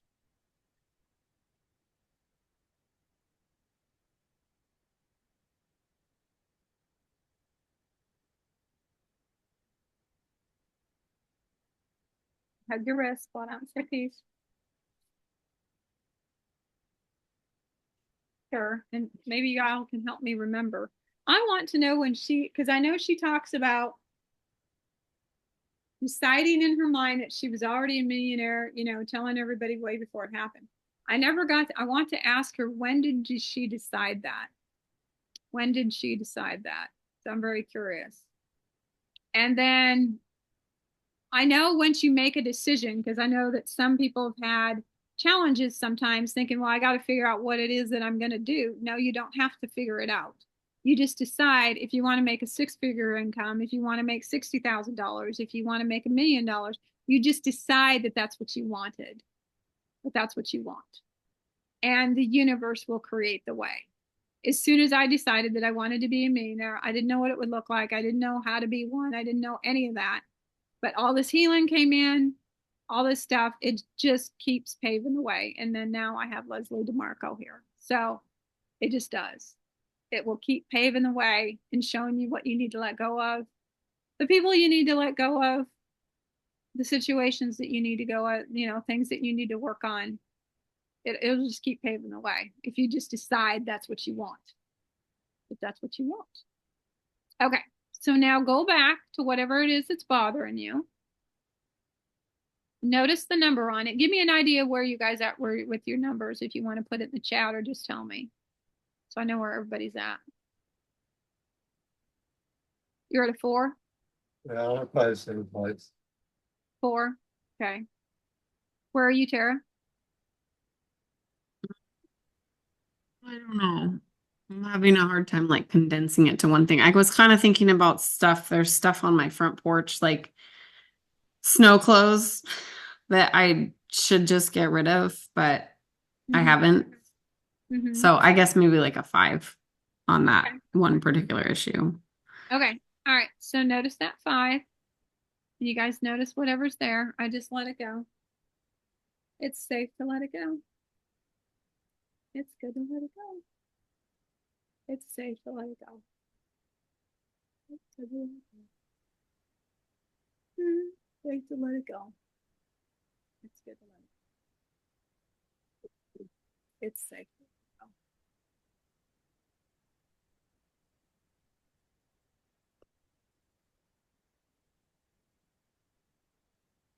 77 benevolent elephants. 77 benevolent elephants. 77 benevolent. I'm done with elephants. 77 benevolent elephants. Oh, just let it go. Safe to let it go. It's good to let it go. It's safe to let it go. It's so funny. I notice more and more. The more that I let go, the sillier I get. It's good to let it go. It's safe to let it go. Wiggly, wiggly, wiggly, wiggly, wiggly. Who is that guy, Andrew? Why? The tube man. Man. The tube man at the car sales lot. Wacky little tube man. My Wacky kids tube. always call him Wavy Davy. I What think is there's it? a kids Yeah. show that Wavy I like Davy. that. Wavy Davy. I like that. I like that. I like that.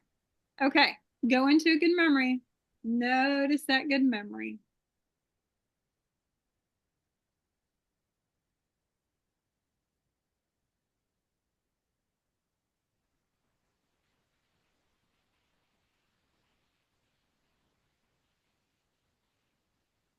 Okay. Hug your wrist. Pull it out and say peace. Good job. Okay.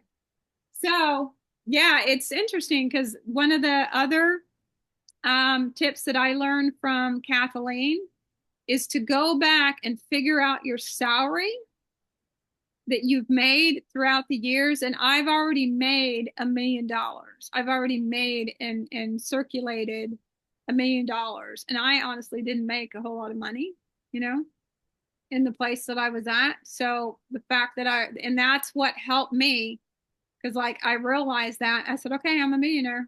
I'm going to be a millionaire because I can believe that all that will be circulated back to me. It's all going to be circulated back to me. So I really like what she was saying about, the fact of creating 2782 or whatever it is. I've had that in one day. So yeah. Okay. Hug your wrist. Blow it out and say peace, and then go back to whatever it is that's bothering you.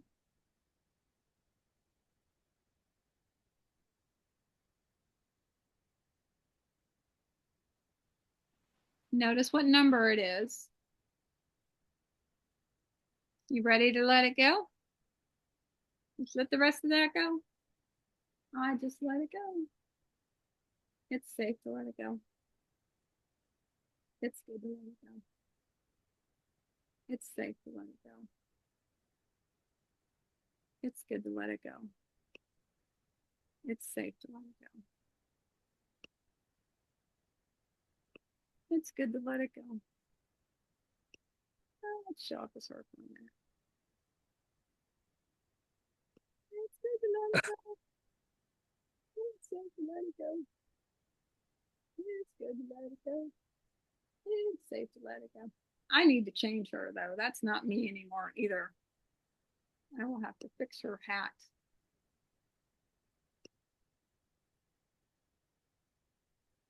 I don't know how to go in and change it, but I'll have to figure it out.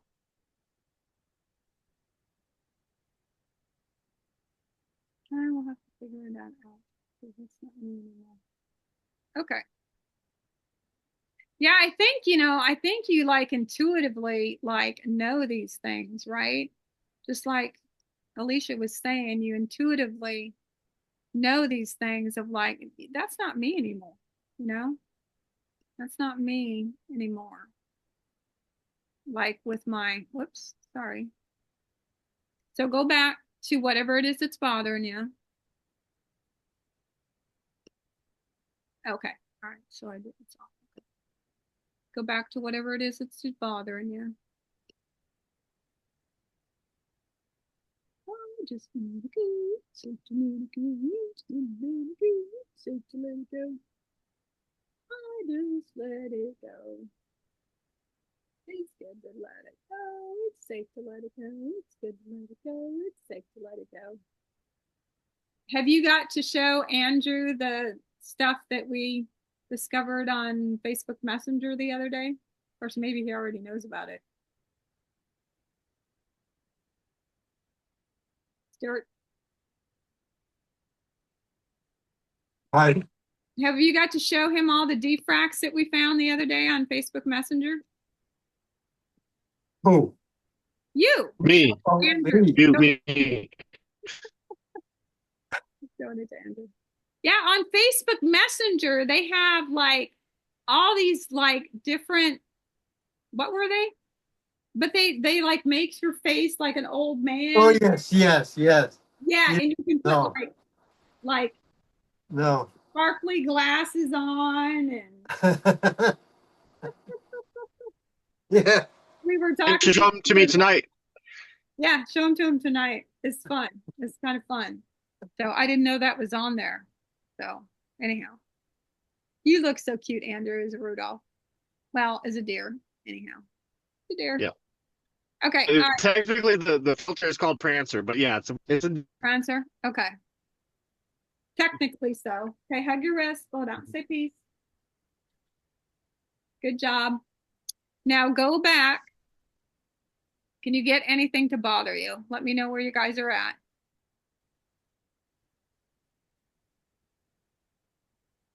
I'll let you know how I'm doing about cleaning everything out. Okay, just do it.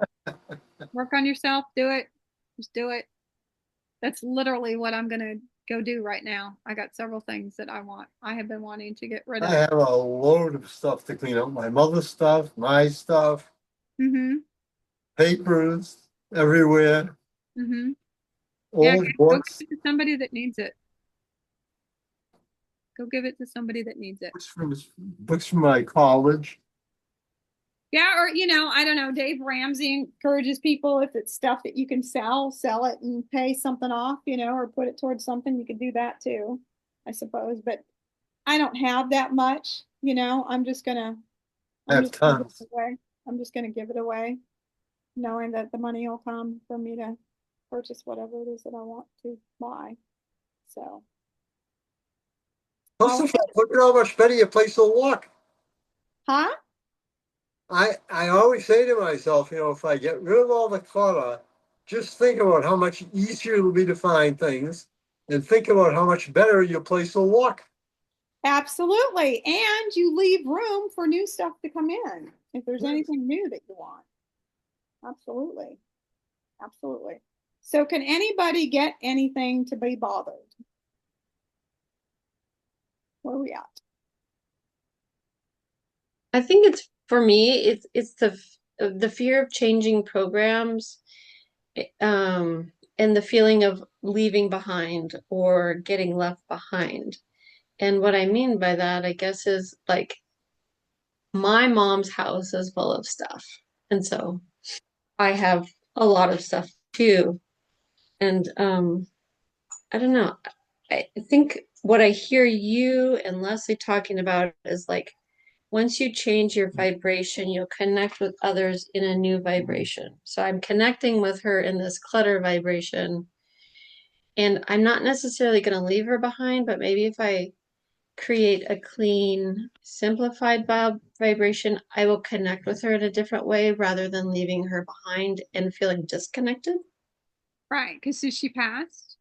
No, Oh, she's not passed? no. Okay. But we don't have great connection, so. Okay. But, okay. So think of it this way. That stuff is allowing her and you to be stuck. Mm. Do you want to free her and you and have the possibility of connecting with a different part of your mom in a whole new way? Yeah. Yeah. Yeah. Yeah, absolutely. Absolutely, absolutely. I had never really thought of it that way.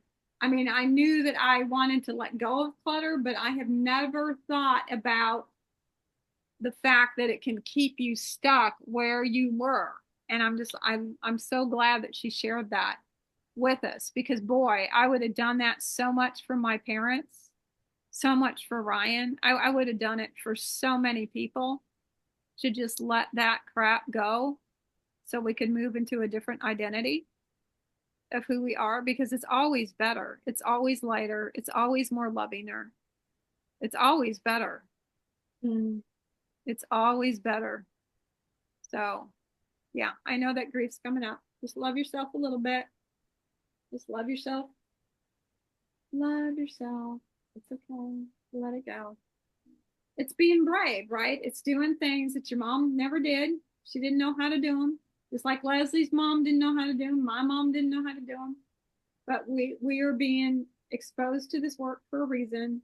We're being exposed to this. And I truly believe we are healing generations of our families by creating something new for our kids, creating something new for ourselves, creating something, because like when I talked about this all the time, when I went to Chicago, that was one of the first things within the first couple of months, and me saying that I wanted to be a millionaire, I ended up, it just paved the way for me to go see Shamina Taylor and go through a weekend of hers. And I did it all the way. I bought the VIP ticket.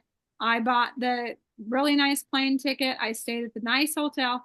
Everything I wanted come in, even the boat that's been in my heart this whole time. We went to City Winery to have dinner, and I went out and I was videoing the Chicago River, and the boat, the same color, everything just floated down by me.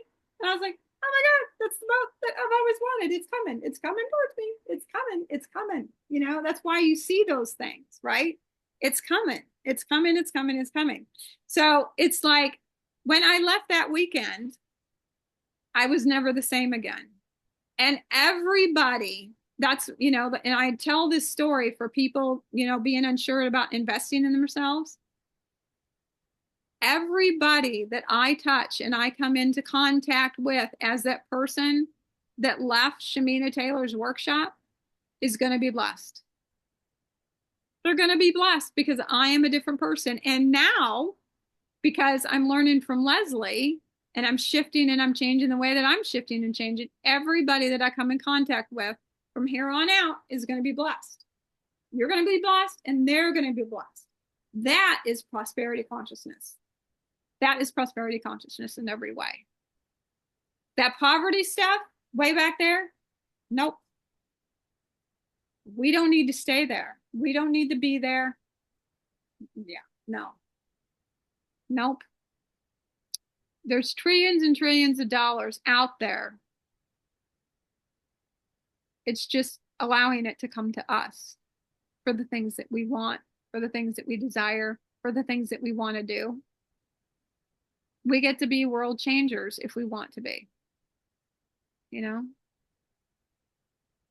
I manifested $50,000 quite a long time ago. It's interesting how it came in. But I just wanted it.